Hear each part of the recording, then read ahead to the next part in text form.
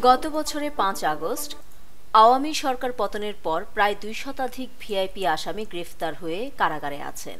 তাদের মধ্যে সাবেক মন্ত্রী, এমপি, আমলা, হেভিওয়েট নেতাকর্মী সহ ১৬১ জন কারাগারে ডিভিশন পেয়েছেন। তবে এসব আসামির মধ্যে নিরাপত্তা নিয়ে শঙ্কা রয়েছে। এমন ৫৯ ভিআইপি আসামির তালিকা করেছে কারা কর্তৃপক্ষ। তাদের নিয়ে জেলখানার সাধারণ কয়েদিদের মাঝে রয়েছে প্রচণ্ড ক্ষোভ ও ঘৃণা। যে কোনো সময় তারা সাধারণ কয়েদিদের রোষানলে পড়লে অপ্রীতিকর ঘটনা ঘটতে পারে বলে আশঙ্কা করা হচ্ছে। এর আগে আদালত চত্বরেও কিছু আসামির ওপর ঘৃণা ও ক্ষোভের বহিঃপ্রকাশ ঘটতে দেখা গেছে। তাই এসব আসামির বিশেষ নিরাপত্তার জন্য ঢাকার কেরানীগঞ্জে কেন্দ্রীয় কারাগারের ভেতর বিশেষ কারাগার প্রস্তুত করা হয়েছে। সেখানে রাখা হয়েছে তালিকাভুক্ত এসব আসামিকে। এই কারাগারে শুধু আওয়ামী লীগের ওই ৫৯ ভিআইপি আসামি ছাড়া আর কোনো আসামি নেই। তাদের নিরাপত্তা ও বিশেষ নজরদারির জন্য দেশের সব কারাগার থেকে চৌকস কারারক্ষী ও বাছাই করে আনা হয়েছে। এ বিষয়ে কারা অধিদপ্তরের সহকারী মহাপরিদর্শক জান্নাত উল ফরহাদ গণমাধ্যমকে বলেন, গত ২১ জুন ঢাকার কেরানীগঞ্জে কেন্দ্রীয় কারাগারে বিশেষ কারাগারটি চালু করা হয়। এই কারাগারটি আগে নারীদের জন্য ছিল, পরে সেটি সংস্কার করা হয়। কারাগারটিতে ৫৬ জন ডিভিশনপ্রাপ্ত আসামি রাখা হয়েছে। এছাড়া ডিভিশন না পেলেও নিরাপত্তার স্বার্থে ৩ জন এমপিকে রাখা হয়েছে। আর কোনো সাধারণ কয়েদি এখানে নেই। বিশেষ নজরদারির জন্যই এই কারাগারটি করা হয়েছে।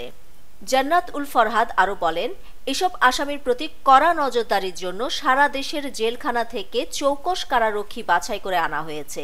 যাদের বিরুদ্ধে অতীতে কোনো অনিয়মের অভিযোগ নেই, আওয়ামী সংশ্লিষ্টতা নেই ও শিক্ষিত, তাদের আনা হয়েছে।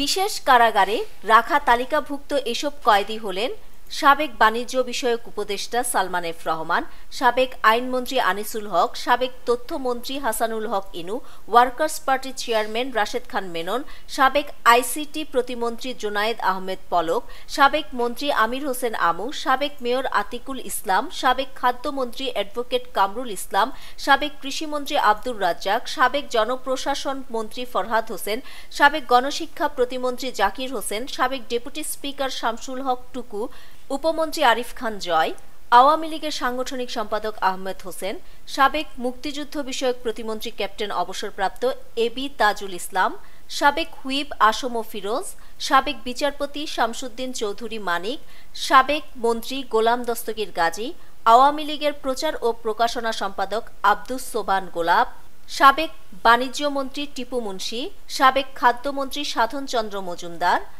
সাবেক নৌ মন্ত্রী শাহজাহান খান, সাবেক দুর্যোগ প্রতিমন্ত্রী ডাক্তার এনামুর রহমান, সাবেক পানি সম্পদ প্রতিমন্ত্রী জাহিদ ফারুক শামীম, সাবেক মন্ত্রী ওবায়দুল মোকতাদির চৌধুরী, সাবেক রেলমন্ত্রী নুরুল ইসলাম সুজন, সাবেক বিমান প্রতিমন্ত্রী মাহবুব আলী, সাবেক পরিকল্পনা প্রতিমন্ত্রী শহীদুজ্জামান সরকার, সাবেক সমাজ কল্যাণ মন্ত্রী নুরুজ্জামান আহমেদ, পার্বত্য বিষয়ক সাবেক প্রতিমন্ত্রী দীপঙ্কর তালুকদার, সাবেক কৃষিমন্ত্রী আব্দুস শহীদ ও সাবেক শিল্পমন্ত্রী নুরুল মজিদ মাহমুদ হুমায়ুন। এছাড়া জনরোষে নিরাপত্তার শঙ্কা থাকায় আরও ১৮ এমপি রয়েছেন এবং গ্রেফতার পুলিশ ও আমলাও রয়েছেন এ তালিকায়। নিউজ ডেস্ক, দৈনিক পূর্বকোণ।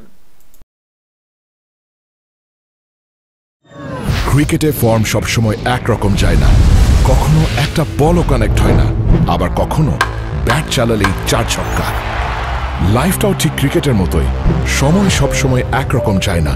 কিন্তু সময় যেমনই হোক, বাড়ি করাই সবসময় সেরা বিনিয়োগ। সেই সেরা বিনিয়োগ করুন সেরা সব উপকরণ দিয়ে।